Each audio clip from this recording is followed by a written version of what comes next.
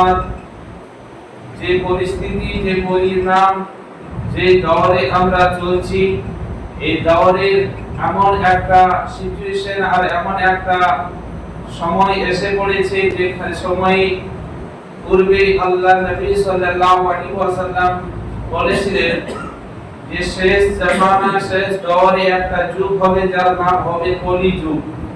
আর এই কলি যুগে যেমন মানুষের তল হাতে কাঠের আঙ্গার বা কয়লার আঙ্গারকে রাখা যেমন বিপজ্জনক দুষ্কর হবে, অনুরূপ ঈমানদারদের ঈমানটাকে সেই রকম টিকিয়ে রাখা বড় মুশকিল আর বিপজ্জনক দুষ্কর হবে। আর সেই দর অন্য কোন দর নাই, এই দরই চলছে। কারণ বর্তমান যুগে আপনাকে আমাকে যেগুলো দরকার সেই সমস্ত দরকারিও জিনিসগুলোকে বাদ দিয়ে আপনার আমার ব্রেনকে এমন ভাবে ব্রেনকে হ্যাং করা হচ্ছে, এমন ভাবে ব্রেন ওয়াশ করা হচ্ছে যে ইসলাম থেকে মানুষ বিতৃষ্ণ হয়ে মানুষ বিভিন্ন দিকে ডাইভার্ট আর কনভার্ট হয়ে যাচ্ছে।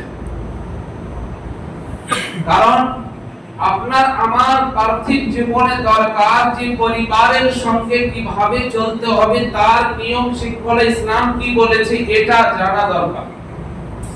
আপনার আমার বর্তমান যুগে জানা দরকার যে ইসলাম কোন নিয়মে বিজনেস করতে বলেছে, সেই নিয়ম ও পদ্ধতিটা জানা দরকার। আপনার আমার দরকার যে আপনার আমার সন্তান সন্ততিকে কোন ভাবে কোন আদর্শই আদর্শিত করলে পরে তারা আপনার রাসূলের সঠিক বান্দা ও বান্দি রূপে গণ্য হবে, সেই টপিকে বলা বা সেই টপিকে জানা আপনার আমার দরকার।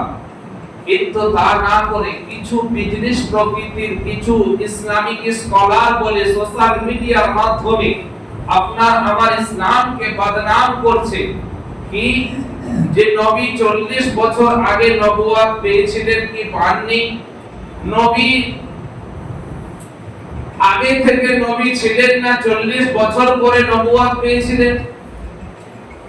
এই সমস্ত কথা কি সাহাবায়ে কেরাম কখনো জিজ্ঞাসা করেছিলেন না এর উপরে কখনো ডিবেট করেছিলেন? আরে সাহাবা তো সাহাবা, তাবি তাবে তাবিন, আইমায়ে মুস্তাহিদিন, সালফে সালিহিন, উলামায়ে দ্বীন, বুজুর্গানে দ্বীন, সুফিয়ানে কেরাম কেউ তো এরকম ডিবেট এরকম ভাবে প্রশ্ন তোলেননি। কারণ তাদের মধ্যে ঈমানি রোশনীতে দিল মানওয়ার হয়েছিল। আর বর্তমান যুগে আপনাকে আমাকে এই সমস্ত খাওয়ানো হচ্ছে কিছু ব্যক্তি নিজের মার্কেট করার জন্য, কিছু বাজারকে গরম করার জন্য আপনাকে আমাকে বিভ্রান্তির পথে নিয়ে যাচ্ছে।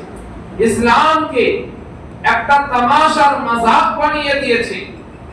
আমি আপনাদের মাধ্যমে আমি উলামায়ে দ্বীন যারা আছেন জিম্মেদার আলিমে দ্বীন তাদেরকে আমি এই মেসেজ দিতে চাই যে আপনারা ওই সমস্ত যারা নামধারী আলিম, যারা বিজনেস দোকান চালানোর জন্য এই রকম ভাবে বাজে টিপ্পনি আর কমেন্ট করছে, তাদের বিরুদ্ধে অ্যাকশন নেওয়ার জন্য আগে আসুন।